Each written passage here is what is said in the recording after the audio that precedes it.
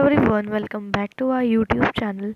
So in today's video we are going to study displacement reactions. So recall the activity of the reaction between copper sulfate and iron that you performed in class 7th. Now let us observe some more reactions of that kind. So we have to recall all the activities of the reactions between these copper sulfate and iron that we have performed in the previous class. So here is the activity given, which is activity 4.8. Take 5 100 milliliter beakers and label them A, B, C, D and E. Take about 50 milliliter of water in each beaker. Dissolve in each beaker a teaspoonful of each substance as indicated in figure 4.6a. So we have to take 500 milliliter beakers and label them as A, B, C, D and E. Now about 50 milliliter of water we have to place in each beaker, and in this we have to dissolve teaspoonful of each substance which are indicated in figure 4.6a. So let's see the figure 4.6a. So the figure 4.6a is given, and also the figure B, various displacement reactions are going on. So let's see the figure A.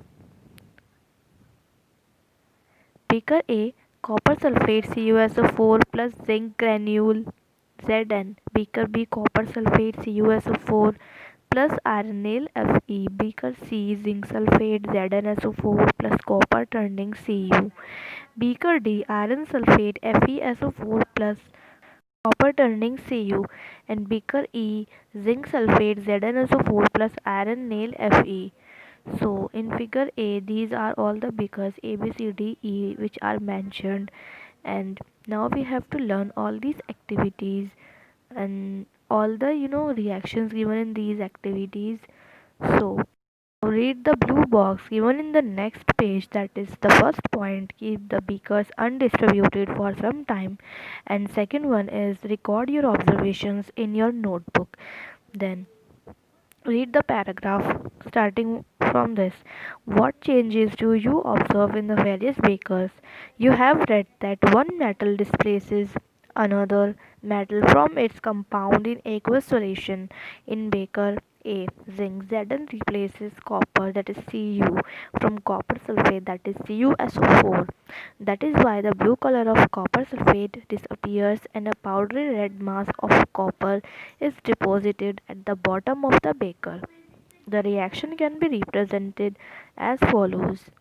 So here's the given reactions which we should learn for the examinations. So copper sulfate CuSO4 plus zinc Zn will give zinc sulfate ZnSO4 plus copper red. So firstly it was blue and then it becomes colorless after adding zinc. Now you can write down the reaction taking place in beaker B in a similar manner.